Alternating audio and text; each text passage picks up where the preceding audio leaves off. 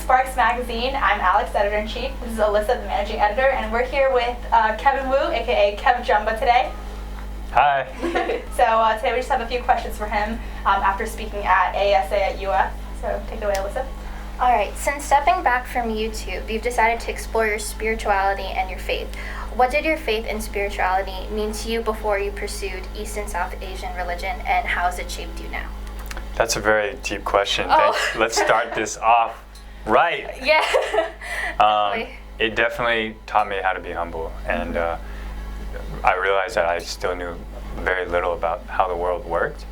I think I achieved YouTube success at 17, and from there I just kind of education became on the back, like my YouTube views and my subscribers and my interaction with viewers and stuff became the threshold or my priority. And I realized when I was 22, 23, when I tried to be a serious actor and do films, that I still was very lacking knowledge in terms of telling a 90-minute story. So it was very clear to me that I needed to educate myself. And so taking a step back meant clearing my mind, taking care of my health, and putting my ambitions on the side so I could focus on things like friends and family. And then from there, I realized that I needed to go back to school. And so that's why I love talking to college students, because I'm back in school and part of that process. That's a perfect segue into my next question.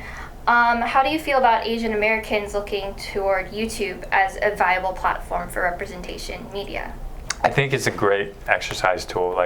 Using that platform, you get instant response. You put yourself out there and you're making yourself really vulnerable, and people comment or and you get feedback instantly. So anyone that wants to have a start, whether they want to do acting, artistry, sculpting, painting, there's just a lot of opportunity to introduce yourself through a medium like YouTube. And so I do encourage it. Yeah, definitely. And how do you think the integration of social media in our daily lives is influencing this generation of Asian Americans?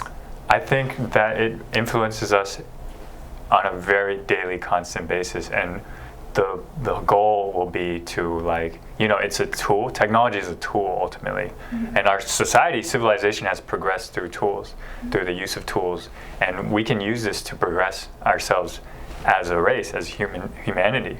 But if the tool becomes too powerful, it turns into a weapon. And so sometimes technology can also, if it becomes too much in control of your will and your thinking patterns, then it can be a little bit too much, and then kind of taking a step back is always healthy. Definitely. And then just to end the interview, how's your dad doing?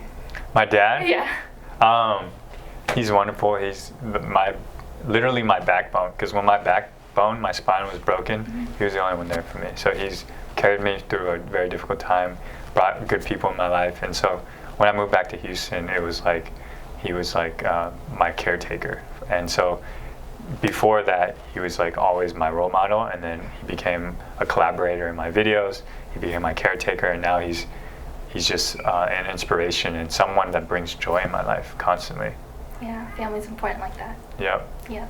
Well, was there any other things that you wanted to cover that you didn't talk about out there or in here?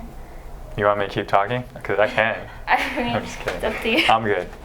Yeah, but thank you so much for having us today and taking time out of your day to talk to us. Oh, of course. Yeah, Spark. It's great. Yeah. It's really an honor. Thank you. Mm-hmm.